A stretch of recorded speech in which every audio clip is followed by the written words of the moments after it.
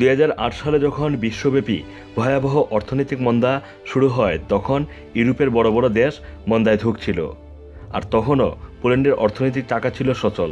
অবাক করার মতো এই সংবাদটি দিলেন প্রায় 24 বছর ধরে পোল্যান্ডে বসবাসকারী কুমিল্লার ছেলে বাংলাদেশি বংশোদ্ভূত ইঞ্জিনিয়ার ওমর ফারুক। তিনি পোল্যান্ডে বাংলাদেশ দূতাবাসের কার্যক্রম না থাকায় এখানে বাংলাদেশের দূত হিসেবে কাজ করেন। 450 থেকে 500-র মতো বাংলাদেশি এখন পুরো পোল্যান্ড জুড়ে আছে। তার ভিতরে 70 জনের মতো আছে যারা পুরনো, যারা এখানে স্কলারশিপে পড়াশোনা করতে এসছে, যারা পড়াশোনা শেষ করে বিভিন্ন প্রফেশনে চাকরি করছে, যেমন ডাক্তার, ইঞ্জিনিয়ার, ব্যবসায়ী। 2006-7 থেকে তখন ছাত্র হিসাবে অনেক পোল্যান্ডে আসা, যারা কেউ কেউ পড়াশোনা শেষ করেছে, কেউ কেউ পড়াশোনা শেষ করেনি। অনেকে স্টুডেন্ট ভিসা হিসাবে থেকে ছোটোখাটো ব্যবসা করছে, বিভিন্ন রেস্টুরেন্ট, ছোটো ফাস্টফুডের দোকান। 1974 সাল থেকে 2002 সাল পর্যন্ত পোল্যান্ডে বাংলাদেশ দূতাবাসের কার্যক্রম ছিল।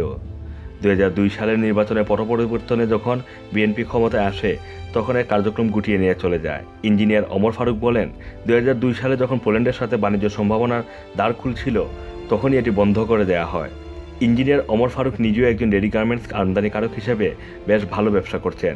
বাংলাদেশের আশুলিয়াতে তার নিজের নিটিং কারখানা রয়েছে। পোল্যান্ডে বাংলাদেশের রেডি গার্মেন্টস ছাড়াও প্লাস্টিক, চামড়াজাত পণ্যের চাহিদা রয়েছে ব্যাপক। 2002 সালে যখন বাংলাদেশ দূতাবাস বন্ধ করে দেয় তখন বাংলাদেশ থেকে পোল্যান্ডের এক্সপোর্ট ছিল 20 থেকে 25 মিলিয়ন ইউএস ডলারের মতো। তারপরে 13 বছর যখন দূতাবাস ছিল না তখন এটা বেড়ে বেড়ে হয় প্রায় 750 মিলিয়ন ইউএস ডলার। তার ম্যাক্সিমাম অংশটাই হচ্ছে রেডিমেড গার্মেন্টস।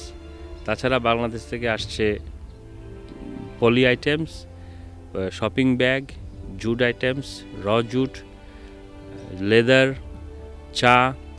কোম্পানিরা বাংলাদেশের সাথে ব্যবসা করতে চায়, ওদের যদি সুষ্ঠু যোগাযোগ এবং দূতাবাস যদি ইনিশিয়েটিভ নেয়, আমার হিসাবে আমি তো আছি, যদ্দূ সাহায্য করতে পারবো। আমার হিসাবে এই টার্নওভারটা 2 গুণ অথবা 3 গুণ আচিরেই হওয়ার খুবই সম্ভাবনা। ওমর ফারুক পোল্যান্ডে আসতে ইচ্ছুক বাংলাদেশিদের পরামর্শ দিয়ে বলেন, বৈধভাবে ওয়ার্ক পারমিট নিয়ে আসলে এই দেশ চমৎকার একটি দেশ। যে কোনো কোম্পানিতে যদি ওই রকম কাজের লোক দরকার হয়, ওরা ওয়ার্ক পারমিট বের করে পোল্যান্ড ওই ওয়ার্ক পারমিটটা পাঠালে দিল্লি, ঢাকাতে তো যেহেতু এমবেসি নেই, দিল্লি এমবেসি গিয়ে ইন্টারভিউ দিয়ে ওয়ার্ক পারমিট ভিসা নিয়ে আসলে তারপরে সে যদি তার স্টে যদি ব্রেক না করে 5 বছর যদি সে লিগ্যালি থাকতে পারে পোল্যান্ডে বিভিন্ন জায়গাতে চাকরি করে, তখন সে অটোমেটিক 5 বছর পরে তার 3টা শর্ত পূরণ করতে হয়। একটা হচ্ছে যে তার চাকরি থাকতে হবে, 2টো হচ্ছে তার থাকার জায়গা থাকতে হবে, 3টা হচ্ছে তার 5 বছর লিগ্যাল সে থাকতে হবে। তখন সে ইউরোপের পার্মানেন্ট সিটিজেন জন্য যোগ্য হয়। দীর্ঘ 24 বছরের অভিজ্ঞতার আলোকে তিনি বলেন, যেহেতু এখানে বাংলাদেশের দূতাবাসের কার্যক্রম আবার শুরু হচ্ছে, সেহেতু এখানে ব্যবসায়িক একটি বড় সম্ভাবনার দ্বার উন্মুক্ত হবে। পোল্যান্ডের রাজধানী ওয়ার্সা থেকে ফিরে আসম মাসুম, রানা টিভি।